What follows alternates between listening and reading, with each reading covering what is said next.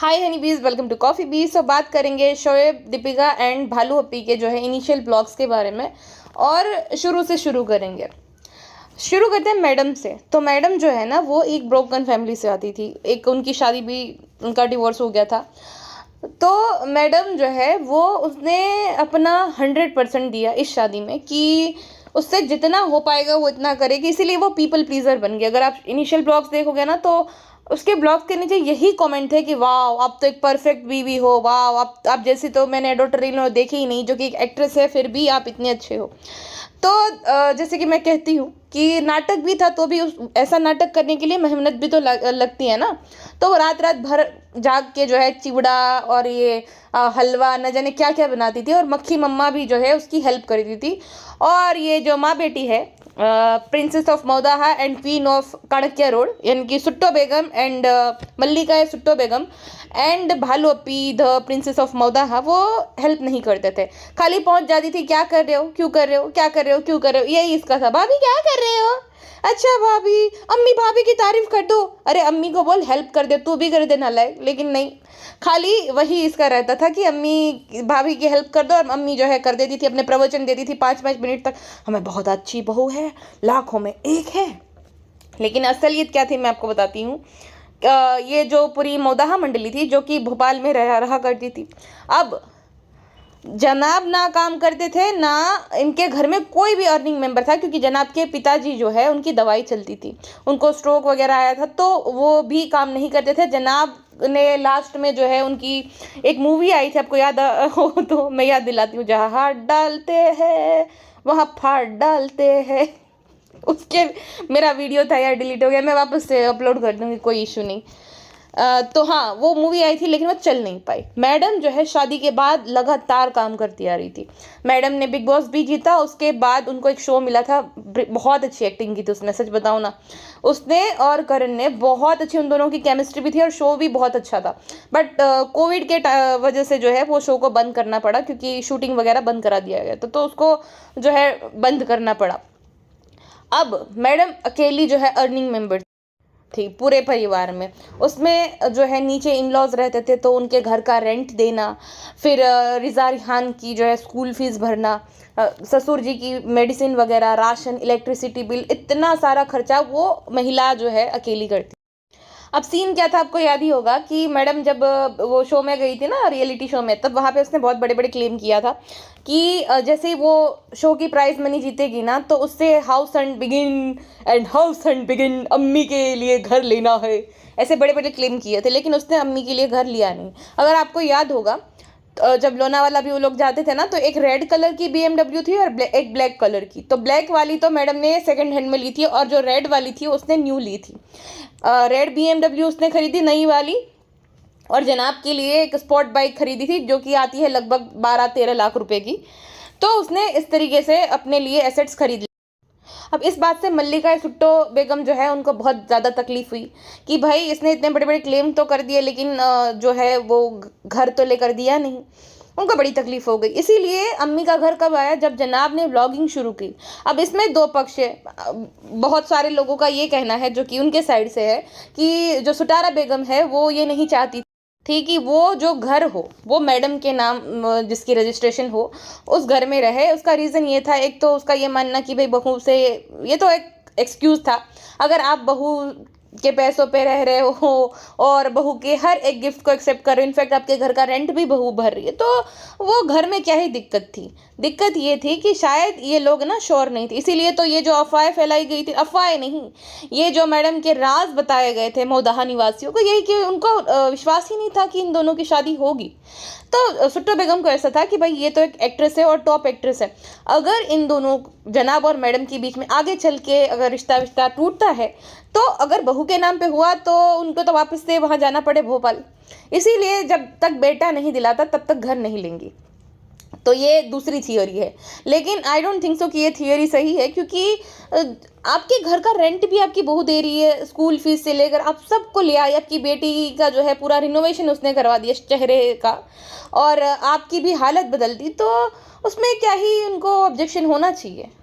But बात यही है हाँ, तो बात ये थी कुल मिलाकर कि ना जनाब कमा रहे थे, ना जनाब के पिताजी, मैडम इकलौती जो है कमाने वाली अर्निंग मेंबर थी। तो क्या होता था ना कि अब इतने सारे खर्चे हैं, घर का रेंट, लाइट बिल, ये वो फीस वगैरह हो गया, मेडिसिन हो गया। तो मैडम क्या करती थी ना कि भाई अपने लिए तो शॉपिंग करती थी, क्योंकि वो एक एक्ट्रेस थी और उनको मेंटेन करना पड़ता, जो कि सही बात है।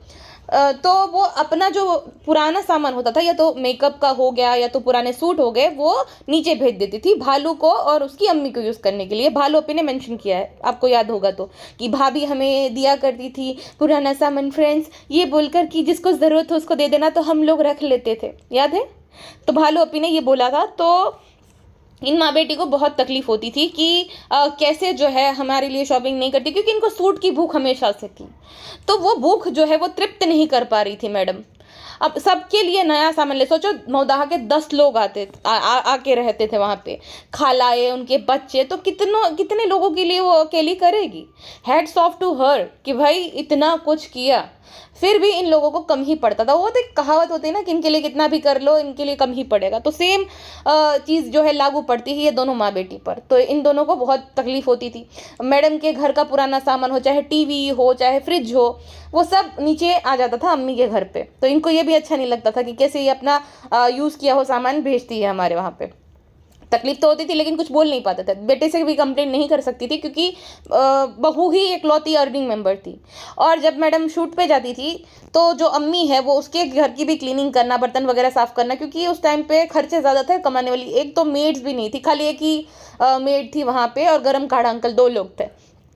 तो सारा जो काम होता था वो अम्मी वगैरह करते थे। ये प्रिंसेस ऑफ मौदाहा तो तभी भी निकम्मी हुआ करती थी, इसको कुछ आता जाता था नहीं, और ना ही ये करती थी, एक नंबर की कामचोर थी।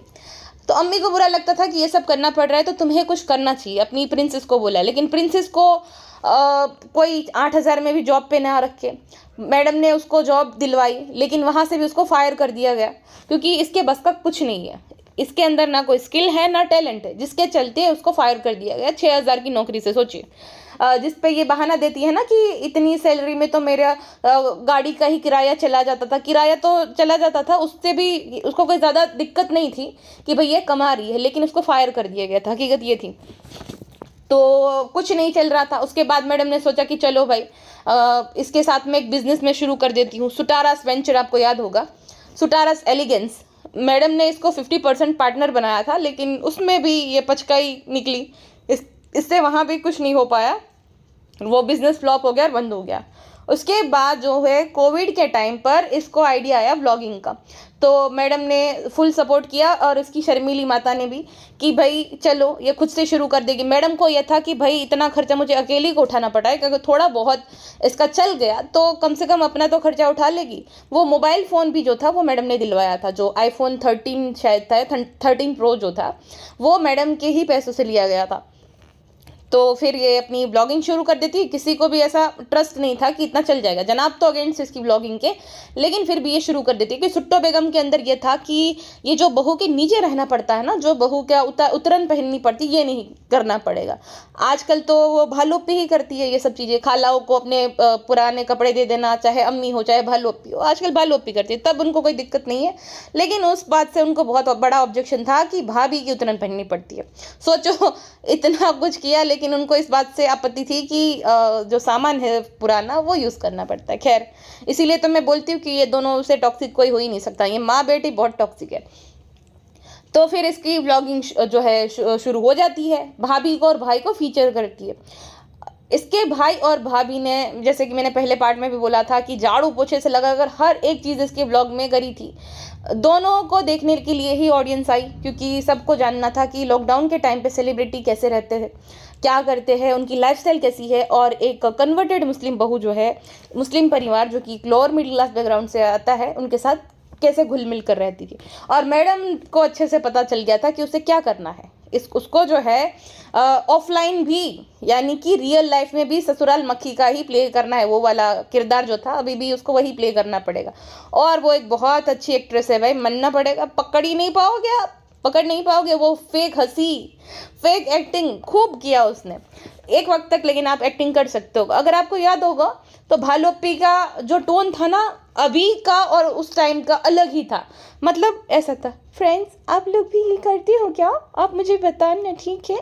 इतना एकदम सॉफ्ट, ताकि लोगों को विश्वास आए ना कि देखो प्यारी अप्पी जो है ये तो कितनी अच्छी मासूम सी है, स्वीट सी है, इनोसेंट सी है, प्यारी अप्पी तो कुछ गलत कर ही नहीं सकती है।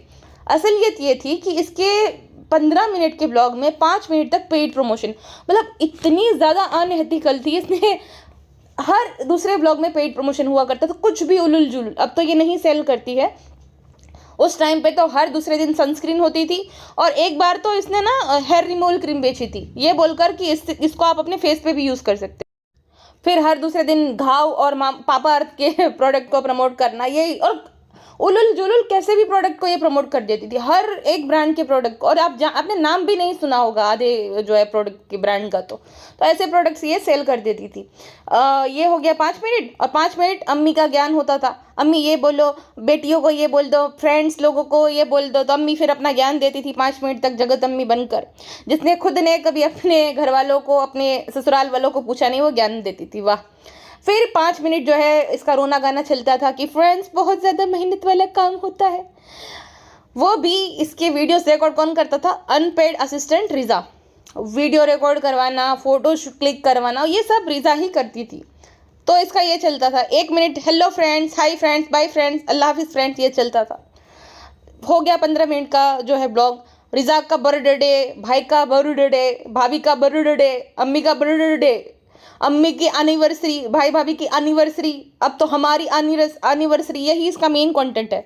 और बर्थडे ब्रिंगिंग तो अलग ही हो गया है ना, सबके बर्थडे ब्रिंगिंग होते थे, भाभी के, भाई के, इसके, उसके, इसके, सबके कंटेंट के लिए। इसके चैनल पे बाकियों के बर्थडे के ही 350 लगभग जो है ब्लॉग्स होंगे। हमने कभी बर्थडे नहीं बोला फ्रेंड्सू, हम तो बर्थडे बोलते हैं, क्यों झूठ बोलती हो, क्यों, क्या मिल जाता है तुम्हें ये सब करके, अम्मी से बोलकर बदुआ दिलवा देंगे। तो कुल मिलाकर बात ये थी कि इसके अंदर ना कोई स्किल थी ना टैलेंट, इसीलिए इसको 6000 की नौकरी से भी निकाल दिया गया लात मारकर कि भाई इससे हो नहीं पाएगा। ईजी था ब्लॉगिंग करना, भाई भाभी की फेम को यूज़ करके ब्लॉग्स बनाना।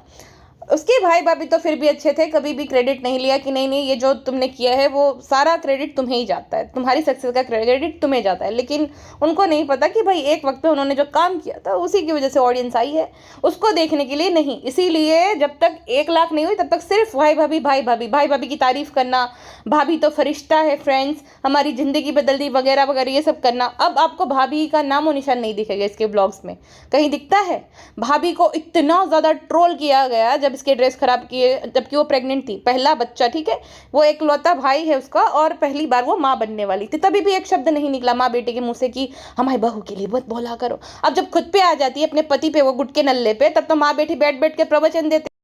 इनफैक्ट शादी जब फिक्स ही हुई थी और लोगों ने कमेंट सेक्शन में ये लिखा था कि तुम्हारा पति तो जो है पैसों की वजह से तुमसे शादी कर रहा है, तुम्हारा जो फियांस है वो, तो भोपाल जाके जो है सॉरी टू से बनाती है गुटकी के सच्चा ऐसा करके, सनी ने तो हमसे मुहब्बत की है, आपको क्या पता, एक वक्त पे वो हमारा रिचार्ज भी कराया करता था, तो आप ये बोल रहे हो कि सनी जो है वो हमारे पैसे के पीछे है? नहीं, सबा जो है, सबा की मोहब्बत के खातिर सनी उससे शादी कर रहा है। आप देखिए तुम्हारी मोहब्बत कितना चालाक है वो, देखा हमने 2 साल में कितनी मोहब्बत थी उसको। थार नहीं दिलाई तब से देखा, बात नहीं करेंगे हम तुमसे, हम तो थार नहीं, हम अपना अलग ब्लॉग चैनल बनाएंगे। तो जैसा इसका कर्मा है, जो भाभी के साथ किया ना सनी, इसी का कर्मा है, उसी का फल है, कर्म फल। मतलब मैंने कोई ऐसी लड़की नहीं देखी जो कि शादी के बाद अपने बेरोजगार पति के साथ अपने मायके में ही पड़ी रहे और ये बोले कि अगर मैं भाई से बोलूँ मुझे तो कल दिला दे जो भी मुझे चाहिए। अब शर्म आनी चाहिए। तुम्हारी तो अब शादी हो चुकी है, अपने हस्बैंड को बोलो, है ना, तुम खुद कैपेबल हो, तो भी तुम्हें अभी भी भाई भाभी से सारी गिफ्ट चाहिए। और जब बारी आती देने की तो भाभी के हाथ में गजरा बांध देती हो कि भाभी को बहुत पसंद है फूल वगैरह हाथ में। शर्म आनी चाहिए ऐसी लड़की को। लेकिन हाँ, उसने जो किया उसका कर्मफल मिला है। वो जो इन लॉज है, जो ग्रीडी इन लॉज, दावरी के नाम पे गाड़ी ले लेना, लैंड ले लेना, तो उसी के हिसाब से मिले हैं। जो दीपिका के साथ किया अब उसके साथ हो रहा है, उसी लायक। हाँ, तो अब बात करेंगे उनकी लोनावाला सीरीज़ की। तो भालू अपी ना पहले के ब्लॉग में कुछ ना कुछ उलुल जलुल प्रमोट कर दिया करती थी। महीने में मान लो 15-20 तो पेड प्रमोशन ही हुआ करते थे, उससे भी ज़्यादा हर रोज पेड प्रमोशन, तो कभी सनस्क्रीन कभी क्या क्या। तो उसमें जो कूपन कोड देती थी ना 20% वाला, वो वर्क नहीं करता था, इसीलिए ऑडियंस कमेंट सेक्शन में शिकायत करती थी कि मैंने तो ट्राई किया लेकिन आपका कूपन कोड वर्क ही नहीं कर रहा है। तो वो नहीं करता भाई, आपको वेबसाइट तक पहुंचाने की एक निंजा टेक्निक होती है, वो नहीं वर्क करता 50% केसेस में।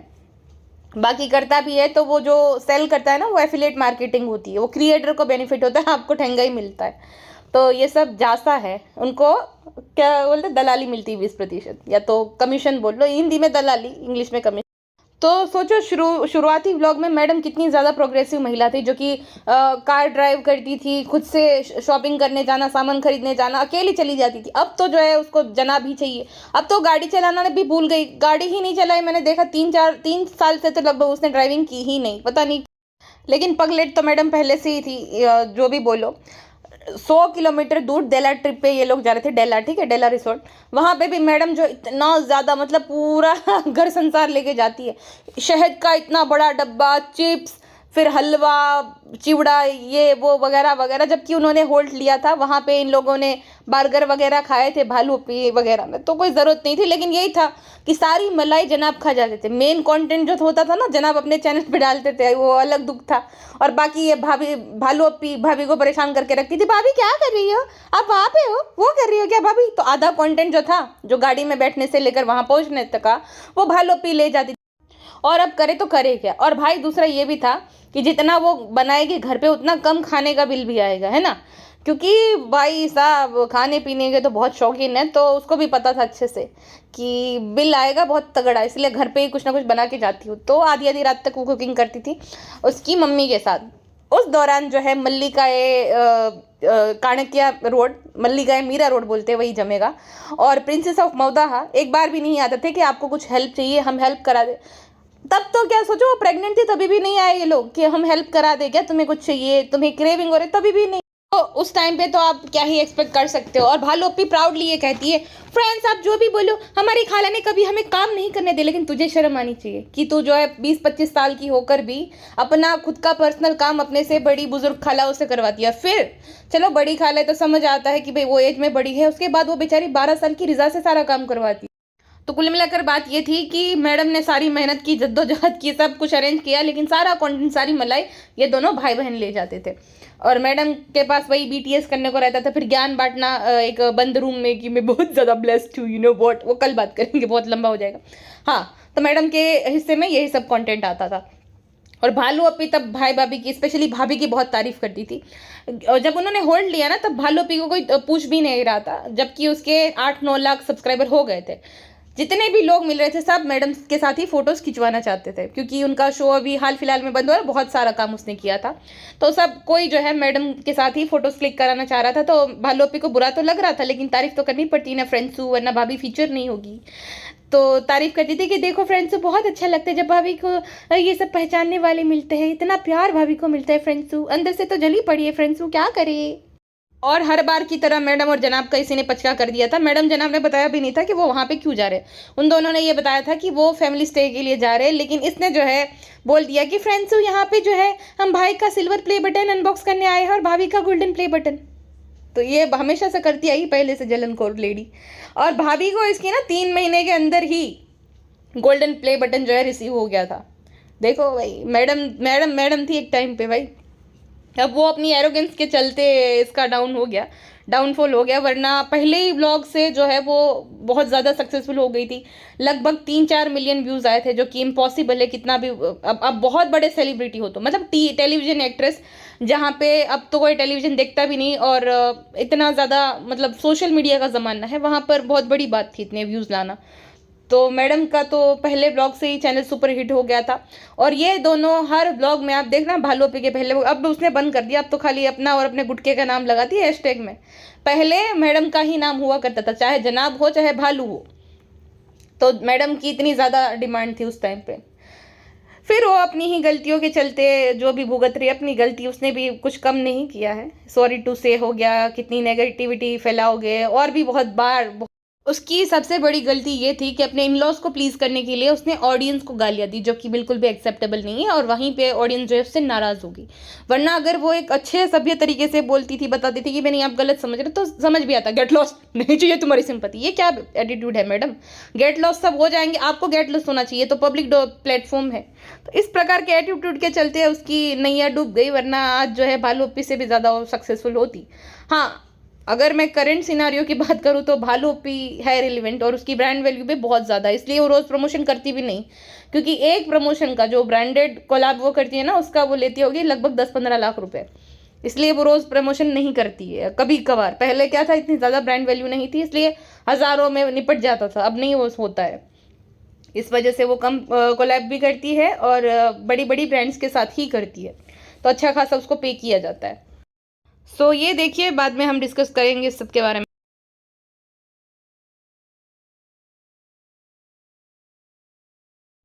ये सारी जो फोटोग्राफ्स है, इसमें आपने एक कॉमन चीज़ नोटिस करी होगी कि ये लोग वैसे तो घूमने गए थे, एंजॉय करने गए थे, लेकिन वहाँ पे रिजा जो है वो नौकरानी का काम कर रही बेचारी। प्रिंसेस को वो जो स्विंग चेयर जो रहती है उसमें झूला झूलाना, प्रिंसेस के लिए बिस्किट लाना, प्रिंसेस जो है उसका फोटो शूट कराना, और प्रिंसेस की जो अम्मा जान है जो कि बूढ़ी बूढ़ी लाल लगाम, उनके भी जो है फोटोज वगैरह रिजा ही क्लिक करके देती थी। ये माँ बेटी सिर्फ उसे काम कराने के लिए लेकर गए थे, और सबने बिस्किट खाए हैं, तो प्रिंसेस तो खाली रिव्यू लेगी, कैसा लग रहा है, क्या हुआ, क्या कर रहे हो। रिजा सारा काम करेगी, वहां से प्लेट्स हटाना, फिर वहां रख के आना, सब कुछ काम रिजा ही करती थी। सोचो एक छोटी बच्ची। हाँ, और वो जो फोटो है जहाँ पे वो लोग बाहर है और उसको थोड़ी एम्बेरसमेंट फील हो रही है, आईफोन दिख रहा है, वहां पे शोएब ने बोला था कि रिजा तुम अभी तक रेडी क्यों नहीं हुई है। सब लोग रेडी हो गए थे सिल्वर प्ले बटन की अनबॉक्सिंग के लिए, लेकिन रिजा के पास बेचारे के पास टाइम ही नहीं था, क्योंकि पिछले 3-4 घंटे से वो लगातार धूप में इसकी फोटोज क्लिक कर रही थी। यहाँ पे ये बोल रही थी कि फ्रेंड्स यहाँ पे बहुत सारी फोटोज हम क्लिक करवा लेंगे, क्योंकि हमारे पास टाइम नहीं होता है ना वहाँ पे, और फ्रेंड्स अब तो लॉकडाउन है तो क्या करें। तो 3 घंटे लगातार वो फोटोज क्लिक कर रही थी।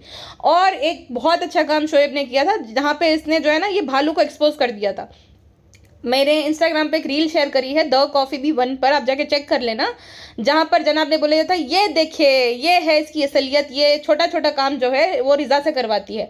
तो उससे पूछते हैं कि बिस्किट भी जो है वो लेकर नहीं आ सकती थी, वो भी रिजा दे रही है। तो रिजा कहती है नहीं वैसे वो शालूपी कर लेती है, लेकिन अभी मैंने तोड़ कर दिया। तो जनाब कहता है कि शालूपी के हाथ नहीं है क्या जो तुमसे करवा रही है।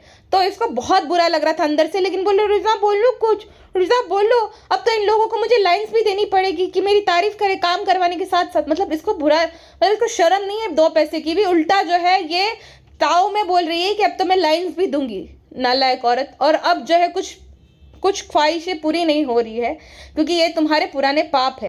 वैसे ऑडियंस तभी भी समझदार थी, ये देखिए रिजा को शूट कराने के लिए बोलती है और खुद छोटी बच्ची की तरह खाती है। बच्ची का तो सोच, मैं बोला था ना कि वो धूप में शूट करवाती थी और खुद प्रिंसेस जो है वो प्रिंसेस वाली ट्रीटमेंट ले रही थी, क्योंकि भाई वो प्रिंसेस ऑफ मौदा है। इसका काम कम था कि जो सिल्वर प्ले बटन और गोल्डन प्ले बटन अनबॉक्सिंग होने वाली थी ना, तो रिजा रिहान वहाँ पे भी 3 घंटे तक जो है बलून्स फुलाते रहते। लेकिन जितना इस गुड फॉर नथिंग प्रिंसेस ने उन दोनों को जो है अनपेड सर्वेंट बना के रखा था ना, उतना वो लोग नहीं करते थे। कभी कभार वो भी इसने जो है ऑर्डर दिए होंगे तब, वरना तो वहाँ पे प्रतीक भाई भी थे, अंकित भी थे, वो सब काम कर रहा था। लेकिन प्रिंसेस क्या कर रहे हो, क्यों कर रहे हो, ये कब होगा, तुमने कितना किया, यही इसकी पंचायत। और आज भी 35 साल की हो गई तो भी उसका यही रहता है, क्या कर रहे हो, क्यों कर रहे हो, तुमने क्या बातें की, यही पंचायत लगी रहती है इसकी। सोचो, और हमेशा से रोना गाना, बहुत ज़्यादा हमें काम है फ्रेंड, संडे के दिन भी काम करें, मतलब मेकअप जो है मेकअप लगाकर, कपड़े नए नए पहनकर, ये सब काम होता था। और लोग कॉल आउट करते भी कि with zero talent she is hero, है ना। और इसका ब्लॉगिंग करियर ही इसलिए सक्सेसफुल हुआ था क्योंकि आज भी ना इंडिया में ऐसी मानसिकता है कि उसमें क्या हो गया, वो तो छोटी बहन है। इनफैक्ट मुझे भी कमेंट सेक्शन में आता है कि तुम नहीं करती क्या, तुम्हारी छोटी बहन नहीं करती क्या काम। अरे भाई, एक काम करना अलग होता है अपने मन से, और किसी की पढ़ाई की धज्जियाँ उड़ाकर और उसको अपना सर्वेंट बना देना वो अलग होता है ना। आधी रात को चाय बनाना, वो तो मैं इसके बाद वाले पॉडकास्ट में आपके साथ शेयर करूंगी, क्योंकि ये बहुत लंबा हो जाएगा। मतलब इसने 1-1 बजे तक चाय बनवाई है, पिछली वाली में रिहान से बनाई थी, अब रिजा से अपने चप्पल उठवाना, उसने खूब एक्सप्लॉइट किया है। और मेरा ये इशू है कि वो लोग बेचारे आज भी वहीं के वही है। इसका मन जब करता है तब गालियाँ पड़वा देती है ना, पिछले ही ब्लॉग में कि देखो फ्रेंड्स रिजा जो है कितनी अनऑर्गेनाइज है, इसने तो अपना बर्थ सर्टिफिकेट ही खो दिया फ्रेंड्स, ताकि लोग जो है ना रिजा के साथ सिंपथाइज करना बंद कर दे। और बहुत जगह पे हो भी रहा है कि वो तो 18 साल की है, हमें तो थोड़ी भी सिंपथी नहीं है वगैरह। और बहुत सारे लोग तो बेचारी को गालियाँ देते ये बोलकर कि इसको तो हमेशा कुछ ना कुछ चाहिए रहता है। अरे भाई जितना उसने कंट्रीब्यूट किया है ना इसके चैनल को ग्रो करने में, उतना तो इसने खुद नहीं किया है। प्रिंसेस ट्रीटमेंट इसको चाहिए रहता है हर किसी से, छोटे बच्चों से भी। सोचो कि हम तो बच्चे हैं, आप लोग बोलते हो कि हम बच्चों की तरह बात करती है तो हमें तो खुशी है, ये तो कितनी अच्छी बात है। बच्चे तो बहुत अच्छे होते हैं, मतलब इसको बच्ची बनने का शौक था और आज भी है। इसका बस चले ना तो ये अपनी भाभी को बोले नहीं भाभी आपकी डिलीवरी के जो है 15 दिन बाद हमें जो है अम्मी ने डिलीवर किया है, हम अब बेबी रू से भी 15 दिन छोटे हैं भाभी, आपको क्या पता है ना अम्मी, है ना अम्मी। तो अम्मी बोले हम तारीख तो याद नहीं है, लेकिन हाँ हो सकता है बेटा, हो सकता है, याद नहीं है बेटा, तारीख याद नहीं रहते हमें। ऐसा करके वो भी बहाना मार दे, क्योंकि वो तो हाँ में हाँ मिला है ना, ये जो भी बोले उसमें। तो कुल मिलाकर बात ये है कि कल भी उसको बच्ची बनने का बड़ा शौक था और आज भी है, इसीलिए वो प्रिंसेस ट्रीटमेंट जो है सबसे लेती थी, चाहे भाई भाभी हो चाहे रिजा और रिहान हो, है ना। वरना तो इसका हक बनता है कि बड़ी बहनें अपने भाई बहन को अच्छे से ट्रीट करे। आज भी सेम ही है, बहुत हीरो। देखो फ्रेंड्स ये कितनी स्टाइल में पढ़ाई कर रही है, देखा फ्रेंड्स। तुम्हें जो है अच्छा बनने का बड़ा शौक है क्या, तुम ये चाहती हो क्या, तुम चाहते हो कि लोग तुम्हारी तारीफ करें, इसीलिए तुम जो है रिहान का भी काम कर रही हो ना। ऐसी है आज भी, वो सुधरी नहीं है थोड़ी सी भी, कल भी ऐसी थी आज भी वैसी है। लेकिन जब रिजा रिहान से रिलेटेड कुछ फंक्शन होता है 1000 रुपये में निपटा देती। तुझे शर्म भी नहीं आती, ये पैसे तुझे हजम कैसे होते हैं। वैसे हजम नहीं हुए और तुझे तो सबक भी मिला है, लेकिन तू तभी भी नहीं सुधरी और आज भी नहीं सुधरेगी, है ना।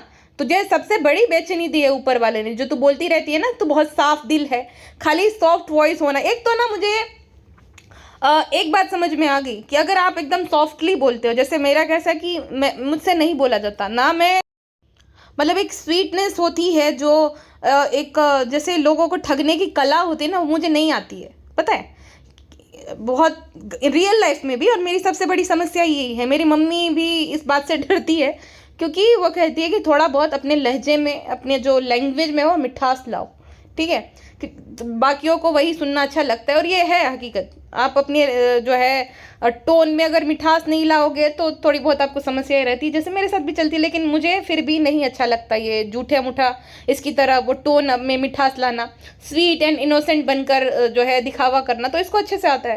पहले इसका टोन कैसा था और अब कैसा हो गया, अब देखो ज़मीन आसमान का फ़र्क है, क्योंकि वो नाटक करती थी और लोगों को नाटक ये सब अच्छा लगता है ना, कि एक स्वीट इनोसेंट सी लड़की है जो कि आप भी जो है चाइल्डिश टोन में बात कर रही है, वो तो गलत हो ही नहीं सकती है। बेचारी तो चुन्नी मुन्नी कुड़िया है, ये तो पापी गुड़िया है ना। लेकिन हकीकत में निहायत ही कामचोर और आलसी औरत थी, जो कि गुड फॉर नथिंग थी और अपने भाई बहन को यूज़ करती थी अनपेड सर्वेंट बनाकर। सोचो इसकी भाई भाभी की फेम के बदौलत इसका चैनल चल गया, फिर भी इसके हमेशा कंप्लेन ही रहती थी, फ्रेंड्स इतना सारा इंस्टाग्राम का जो है शूटिंग रहता है, फ्रेंड्स इतने ज़्यादा हमें स्टोरीज लगानी रहती है। ऐसा लो एफर्ट वाले स्टूपिड वीडियोस व्लॉग अपलोड कर करके इसका चैनल चल गया, फिर भी ये जो है हमेशा कंप्लेन ही किया करती थी। सोचो उसको वो 6000 की नौकरी के भी लायक नहीं थे, वहाँ से भी निकाल दिया गया था, और मैडम ने 50% का पार्टनर बनाया था, वो भी ये नहीं कर पाए। मतलब इसमें कोई स्किल्स है ही नहीं, ये तो भाई भाभी की फेम के चलते इसका चैनल चल गया। फिर जो है बेचारी वो बच्ची की और ये जो नान को दिखा दिखा कर चल गया, वरना इसको कोई भाव भी ना दे। और भाई आश्चर्य की बात यह है कि तुम लोअर मिडिल क्लास से हो, तुमने वो ज़िंदगी जी है, तो तुम्हारे अंदर इतना एटीट्यूड आ कैसे गया, जैसे कि सिल्वर स्पून के साथ पैदा हुई हो, कि देखो ना फ्रेंड्स कितना काम होता है, कितना ये होता है, हमें तो संडे के दिन भी काम करना पड़ता है फ्रेंड्स। अरे बहन वो उस काम ने वो लो एफर्ट वाली ब्लॉगिंग के चलते तुमने गाड़ी ले ली, घर ले ली, ज़मीन ले ली, दूसरा घर ले लिया, रेस्टोरेंट ओपन कर लिया। तुम्हें पता भी है लोगों की पूरी ज़िंदगी निकल जाती है घर लेने में और गाड़ी लेने में, लेकिन इसके अंदर थोड़ा सा भी ग्रेटिट्यूड नहीं है फ्रेंड्स। अम्मी की दुआ नहीं, तेरी भाई भाभी की एक वक्त की मेहनत के चलते, समझे। अम्मी की दुआ तो छोड़, अम्मी की दुआ तो अगर इतनी ज़्यादा असरकारक होती तो तेरे 6000 रुपये का जो जॉब लगा था ना जाता नहीं था।